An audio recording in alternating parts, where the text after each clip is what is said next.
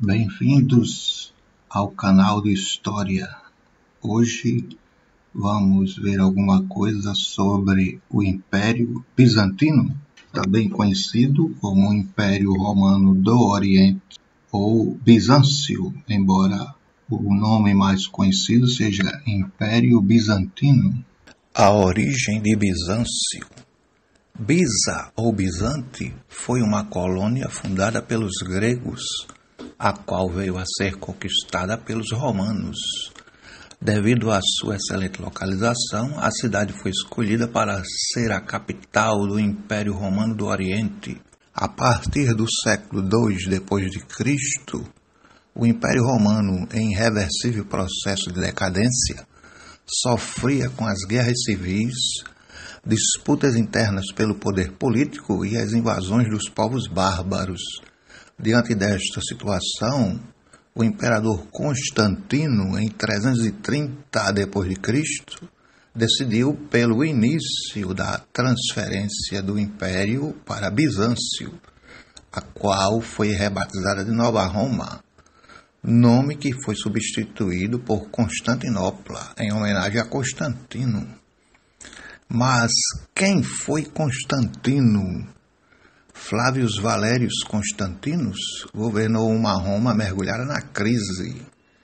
Constantino é considerado uma figura de reputação duvidosa e controversa, o qual passou para a história pela sua relação com Bizâncio e com o cristianismo. O imperador foi o primeiro a decretar o fim da perseguição aos cristãos e assumir a fé cristã, embora haja controvérsias. Sua suposta conversão teria ocorrido em 312, após uma vitória contra Magêncio, um concorrente ao trono imperial. Segundo a tradição, na noite anterior à batalha, Constantino teria sonhado com uma cruz e nela estava escrito em latim, em hoc signus vicis, com este sinal vencerás. Na manhã seguinte, Constantino ordenou que pintassem uma cruz nos escudos dos soldados. Na sequência, suas tropas venceram a batalha. Quem decretou o cristianismo como religião oficial do Império Romano e, ao mesmo tempo, ordenou a demolição dos templos pagãos não foi Constantino, mas foi Teodósio I, mediante o Edito de Tessalônica, em 380, ou seja, muito tempo depois de Constantino. Teodósio também decretou a demolição dos templos pagãos e tornou o cristianismo como a religião oficial de todo o Império Romano. O início do Império Bizantino. A data oficial da divisão do Império Romano em dois é 395, após a morte de Teodósio I. Seus dois filhos foram os primeiros governantes. Roma Ocidental ficou com Honório e Roma Oriental com Arcádio.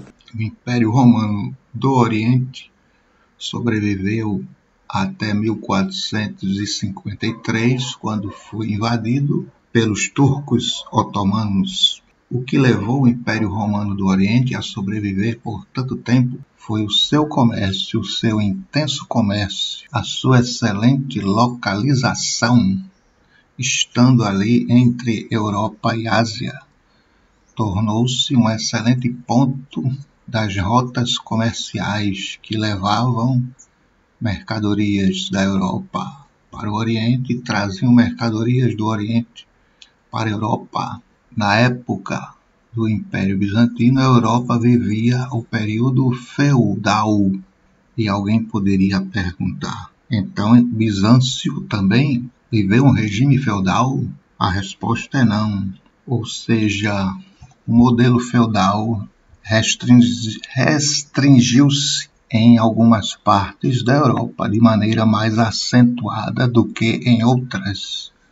Não existia um padrão de modelo feudal. No Império Bizantino não existiu o feudalismo. O seu comércio é o maior exemplo disso. Bom, em termos políticos, Bizâncio foi uma teocracia. O imperador, ele tinha o título político e religioso, era o chefe da igreja. O Império Bizantino, ele caracterizou-se por ser um império cristão. Ele praticamente já nasceu cristão. Foi lá onde reuniram-se os cristãos no Concílio de Nicéia para tentar debelar as heresias e tentar chegar a um consenso. É nesta fase que o cristianismo está crescendo, e Bizâncio foi um dos grandes centros do cristianismo junto com Roma. Em Bizâncio surgem algumas heresias famosas: o arianismo e o monofisismo. O arianismo dizia que Cristo só tinha uma natureza, foi apenas um homem que obedeceu a Deus fielmente em tudo, foi um grande servo de Deus. E ele não tinha uma natureza divina, ele não era Deus. Já o monofisismo dizia o contrário. Jesus só tinha uma natureza e era a divina. Ele estava na terra, embora com aparência de homem, mas era Deus, era Espírito. Em Bizâncio, o chefe da igreja era o imperador. Ou seja, isso aí criou um problema hierárquico, porque ele não obedecia ao Papa, já que ele era o chefe da igreja. Então, aos poucos, as divergências foram crescendo. Essas divergências, elas aumentam, chegam a um ponto onde não há mais condição de manter a união. Então, há o rompimento. Pela primeira vez, a igreja cristã se divide. Agora temos duas. Temos a igreja católica romana, com sede em Roma, e a igreja católica ortodoxa, com sede em Constantinopla.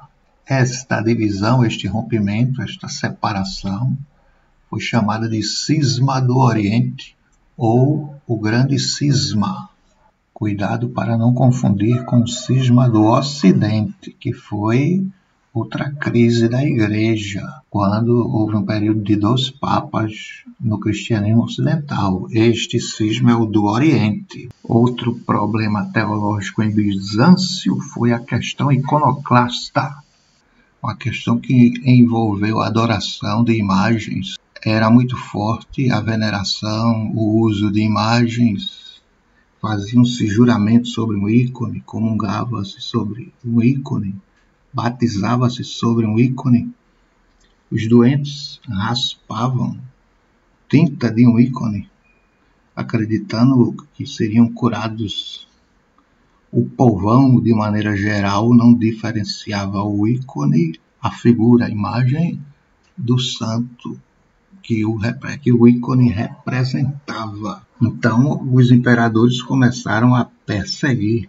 Os afrescos foram raspados, os mosaicos cobertos de cal, esculturas foram quebradas, pergaminhos queimados, houve prisões, destituições de cargos e deportações, até que mais adiante se chega a um consenso sobre a questão do ícone, onde aceita-se a ideia da veneração, ou seja, não seria uma adoração, mas apenas um respeito à imagem que o ícone representa.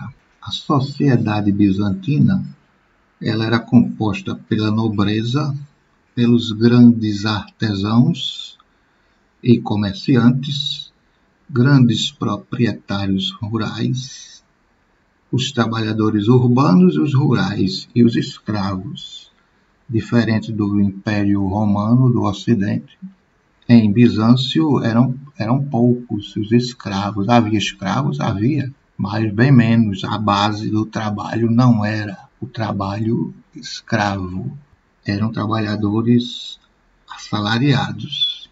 No Império Bizantino nós temos uma cultura mista, onde temos o direito romano, a religião cristã e a língua grega, porque a formação do Império Bizantino vem de uma antiga colônia grega chamada Bizâncio. Em Bizâncio temos um dos principais eventos, a chamada Revolta de Nica. Segundo alguns pesquisadores, Nica foi um dos cavalos mais famosos havia corridas de cavalos na cidade de Constantinopla e reunia multidões para assistir a esses espetáculos.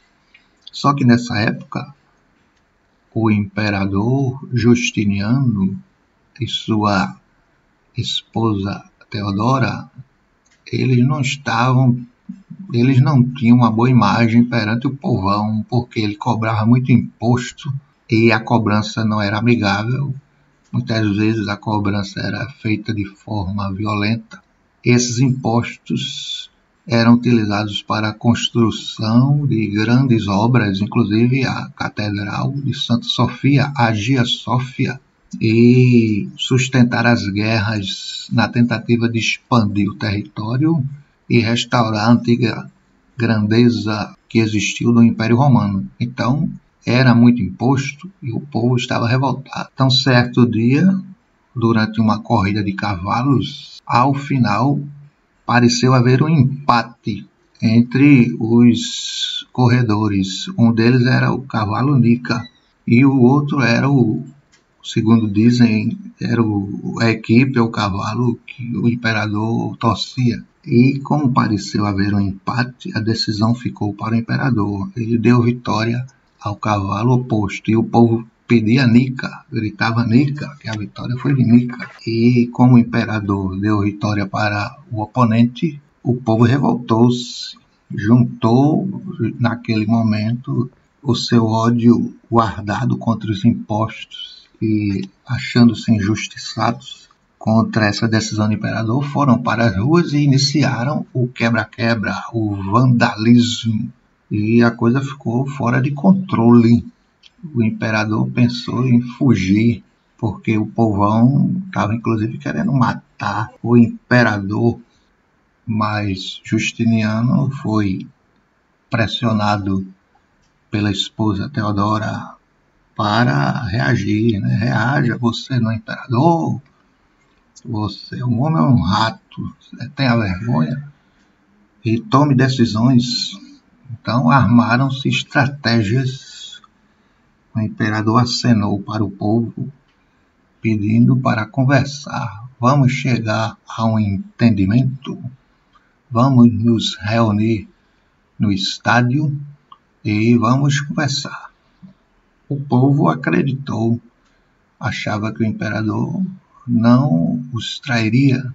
Reuniram-se no estádio e aí Justiniano mandou fechar as portas do estádio e ordenou aos seus soldados que matassem, assassinassem. Então foi uma carnificina terrível. Passou para a história justamente essa traição de Justiniano.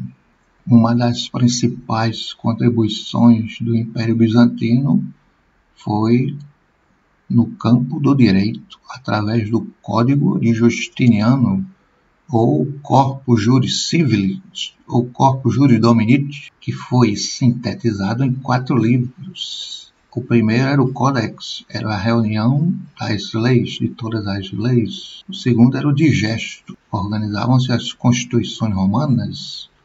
O outro eram as Institutas, onde estavam os princípios fundamentais do direito romano e um manual para os estudantes. E o último eram as novelas, eram as leis publicadas no governo de Justiniano. Este código serviu para vários códigos civis de outras nações nos séculos seguintes. O Império Bizantino, ele tentou resgatar, expandir-se e restaurar o antigo território que foi do Império Romano do Ocidente. Na época de Justiniano já havia essa intenção. Justiniano procurou restabelecer o Império Romano, reconquistando territórios no norte da África, ali na região da Espanha e da Itália, que estavam dominadas pelos povos chamados de bárbaros, vândalos, ostrogodos, etc. Então, ele foi forçado a aumentar impostos. De maneira geral, o Império Bizantino jamais restaurou a grandeza do Império Romano, e na sua fase final estava bastante reduzido territorialmente, chegando ao fim em 1453, quando os turcos otomanos vão finalmente conseguir derrotar. Muitas pessoas pensam que foram os canhões os responsáveis pela queda das famosas muralhas de Constantinopla. Bom, os canhões tiveram a sua contribuição, mas foi uma série de fatores. Os turcos tinham um exército gigantesco, muito maior do que o dos bizantinos, que resistiram bravamente. Além disso, os bizantinos não conseguiram reforços, pediram ajuda externa, essa ajuda não veio. Uma série de fatores acabou contribuindo para a derrota e o final do Império Bizantino em 1453. Esse fim do Império Bizantino, a tomada de Constantinopla, foi tão importante que passou para a história, através da divisão da história, sinalizando o fim da Idade Média e início da Idade Moderna. Quando os turcos tomaram Constantinopla, eles fecharam ou bloquearam o comércio com os europeus. Eles não tinham interesse em explorar o comércio de Constantinopla. Foi justamente o comércio um dos principais motivos que fizeram os turcos tomarem Constantinopla. Alguns dias depois desta conquista, o sultão Maomé II firmou acordos comerciais com algumas repúblicas italianas, que eram grandes articuladoras do comércio no Mediterrâneo. É importante salientar que o comércio em Constantinopla já não era tão poderoso quanto no passado, e quem estava com tudo na época eram estas repúblicas italianas. Portanto, para os turcos otomanos era importante manter o comércio e procurar expandi-lo, mas agora eram os italianos quem davam as cartas através de seus acordos com mercadores árabes, os quais transportavam as cobiçadas mercadorias das Índias e da China. Mas alguém perguntaria por que os portugueses resolveram procurar um caminho alternativo para acessar o comércio das Índias? Ora, os portugueses já se aventuravam no mar e nas costas da África muito tempo antes da queda de Constantinopla. Em 1415, Portugal conquistou a cidade de Ceuta, no norte da África, uma cidade árabe. A motivação portuguesa não era apenas comercial, mas também religiosa, uma espécie de vingança contra 700 anos de dominação muçulmana na Península Ibérica.